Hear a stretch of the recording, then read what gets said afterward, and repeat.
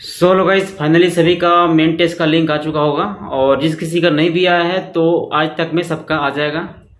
तो इस वीडियो में बात करने वाले हैं, बहुत सारे डाउट्स होंगे आपको मेन टेस्ट को लेकर भी। उससे पहले मैं बता दूं, ज़्यादा अंतर नहीं है डेमो टेस्ट में और मेन टेस्ट को लेकर के। थोड़ा बहुत जो माइनर डिफरेंस है मैं आपको इस वीडियो में क्लियर कर दूंगा और मैं एग्जाम से रिलेटेड कुछ स्पेशल इंस्ट्रक्शन दूंगा, उसको जरूर फॉलो कीजिएगा।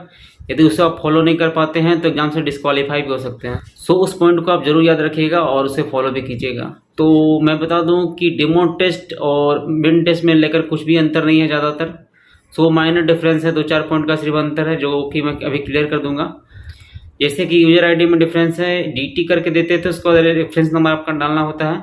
उसके बाद यहाँ पर एमटी करके देना है, उसका आपको रेफरेंस नंबर डालना है। पासवर्ड में आपका सेम रहेगा, कुछ ज़्यादा अंतर नहीं है। एग्ज़ाम आपको 10 तारीख को ही देना है, जो कि 10 बजे से लेकर के 6 बजे शाम के बीच में तक एग्ज़ाम होंगे।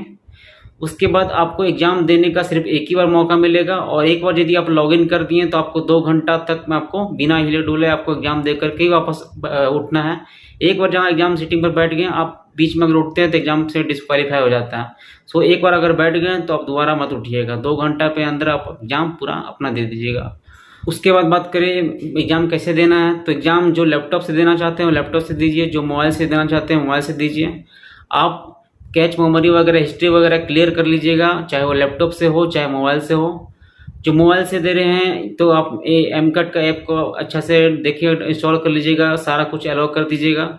आपका माइक्रोफोन और कैमरा और फाइल्स वगैरह जितना भी है सब अलाउ कर दीजिएगा। ये चीज़ लैपटॉप वालों के लिए भी इम्पोर्टेंट है कि वो लोग भी अपना कैमरा वगैरह सब कुछ देख के एक्सेस कर लीजिएगा, सबको अलाउ करके रखिएगा।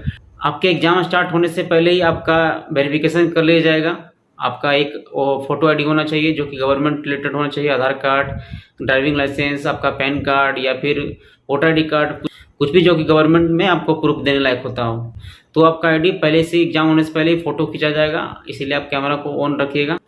और यदि आप बिल्कुल ऐसा मत सोचिए कि आपका फ़ोटो आईडी हो गया कैमरा का काम ख़त्म हो गया, ऐसा नहीं है।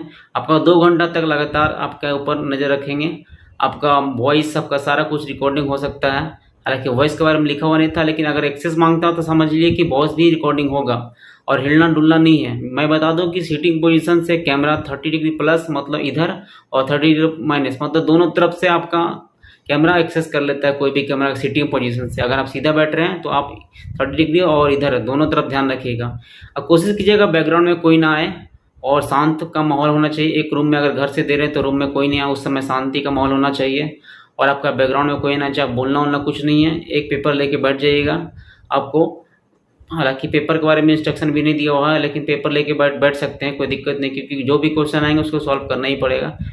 आप एग्जाम में बैठने से पहले सब कुछ अपना ड्रेस वगैरह पहन करके अपना, यानी कि टी शर्ट वगैरह में बैठ जाइएगा, अपना ड्रेस पहन करके आपका पानी वगैरह सब कुछ पी के 2 घंटे के लिए बैठना आपको। तो सब कुछ रेडी होकर के बैठिएगा पेपर पेन लेकर के, ताकि अब आप भी कर सकें। तो एग्जाम में कितना क्वेश्चन रहेगा आपको ये यहाँ पर क्लियर नहीं है, लेकिन आपका 100 क्वेश्चन ही रहेगा, ये मान के चलिए, क्योंकि लास्ट ईयर वही 100 क्वेश्चन था। उसके बाद आपका एक सही होने के लिए आपका 3 मार्क्स है और गलत होने के लिए -1 मार्क्स है। तो आप समझ सकते हैं कि यहाँ पर नेगेटिव ही है और आप क्वेश्चन को स्किप कर सकते हैं। आप 2 से 3 डायलॉग बॉक्स में जा सकते हैं, लेकिन अब यदि आप स्किप कर दिए हैं तो दोबारा उस क्वेश्चन पर नहीं जा सकती, इस बात का ख्याल रखें।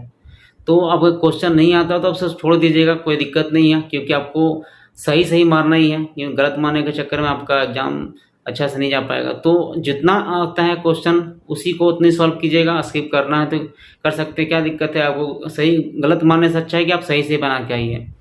तो अटेम्प्ट कीजिएगा, जितना आए उतना अटेम्प्ट कीजिएगा। आप 2 से 3, 4 से 5, आप डायलॉग बॉक्स में रहेगा बगल में जाने का ऑप्शन रहेगा, वहाँ पर चले जाइएगा।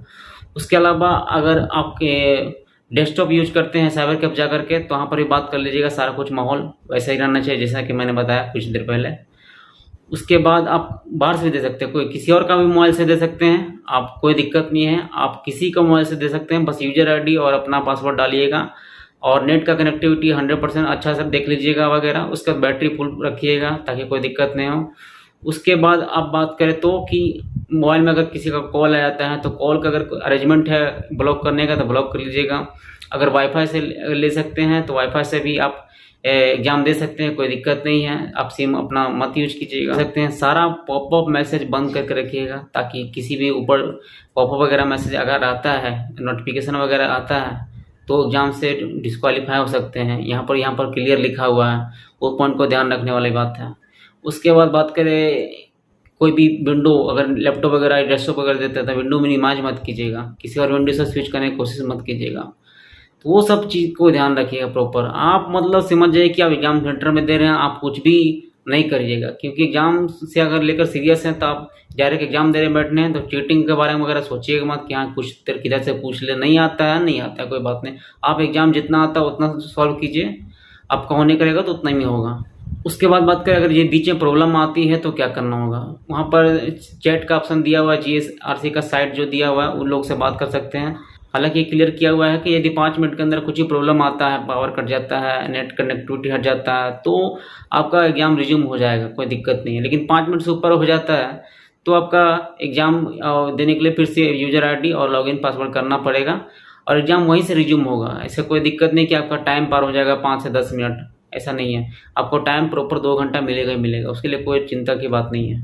और बहुत लोग सोच रहे हैं कि एग्ज़ाम हम लेट से देंगे, पहले जो एग्ज़ाम दे देगा तो उन लोग से क्वेश्चन पूछ लेंगे। तो आप ऐसा बिल्कुल मत सोचिए कि वो लोग से क्वेश्चन पूछ लेंगे और हम सारा क्वेश्चन वगैरह देख लेंगे, उसके बाद एग्ज़ाम देंगे 4 बजे 5 बजे।